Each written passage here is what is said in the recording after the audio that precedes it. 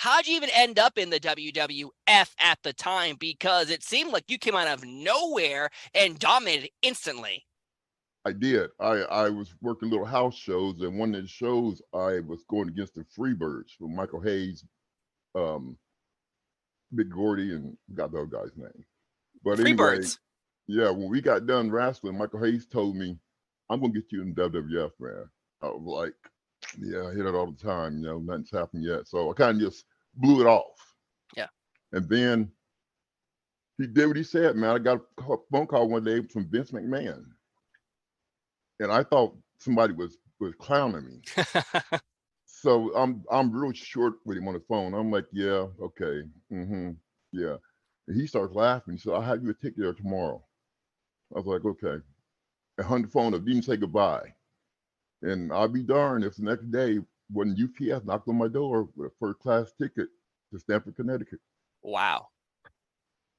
Wow. So now you come into Stamford, you're obviously in the headquarters, you're talking to Vince McMahon. What's that interaction like?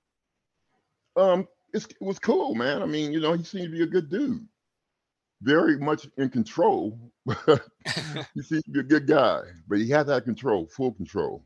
Yes, of course. And then you're introduced instantly by body slamming Yokozuna on an episode of Raw, October 1995. And before this, I could probably count on my hand how many people actually body slammed Yokozuna on television. How is this pitched to you? Because this is, again, how you come in instantly and body slam Yoko is one of those moments where instantly you're a superstar. Well, I had no idea what they were going to do with me on the first shoot we did a dark match, me and Rico Suave. Yeah. And it was outstanding. And then when I got to the big show, Vince calls me off. He said, "I want you to go down, I want to do a run-in. I want you to slam Yoko." I was like, "Didn't ask me, could I?" He just said, "I want you to."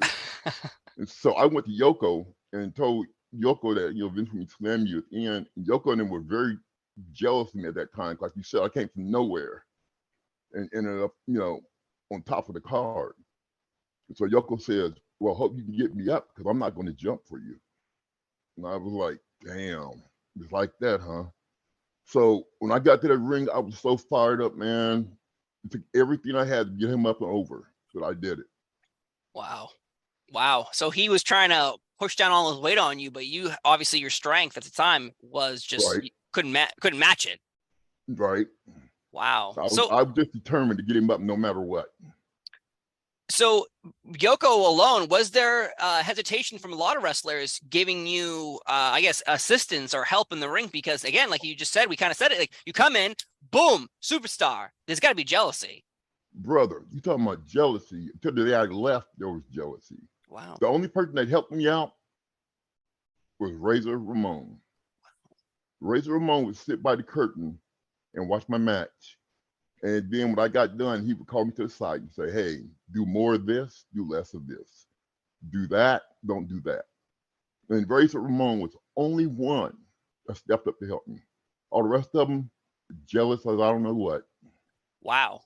Interesting, because your first pay-per-view introduction is Survivor Series 1995, and this weird wild card match, which I absolutely love. It's good guys teaming up with bad guys against good guys teaming up with bad guys, and you end up winning with Shawn Michaels and the British Bulldog, and there you also are dominating. And has anyone given you the stronghold just like Yoko was? Because again, you're in the ring with Dean Douglas, who's Shane Douglas, Razor Ramon, Sid. You have Owen Hart. You have all of the big stars all in one match, and there you are too, being introduced. Like, is there some friction amongst everybody else in the ring as well? Well, some guys it was. Owen Hart, it wasn't any friction. Okay. Owen was cool, man. He just played games the whole time the ring playing ha-has, But all of them were jealous. And I don't blame them. Don't get me wrong. I don't blame them. I mean, if a kid comes off the street and could perform like I performed and, had the intensity that I had and could do what I do, I would have been jealous too. Right. So, I mean, I don't blame for being jealous. I would have been jealous too. Right. And because coming in too was, obviously there are children in the world, African-American children who need representation in any organization. And here you are coming in, positive role model, dominating, looking great, huge muscular man. Like, was there a you see a change and a shift of fans seeing you and going like, I could be just like him someday. Yes, it was a big shift. And that's what, they don't realize. It's like becoming the first black title, first Holding a black single title. champion. Yeah. They still today they don't understand where it came from. It came from me because Vince put the belt on me as his first black champion. And I had to perform in the ring and out the ring. And I did just that to his liking. And when he seen that, he was like, well, hey, maybe we can put the belt on, the black wrestlers and the fans will go with them. Right. But he was more worried about the fan reaction than anything. And see, like when I won the belt, the fans went crazy.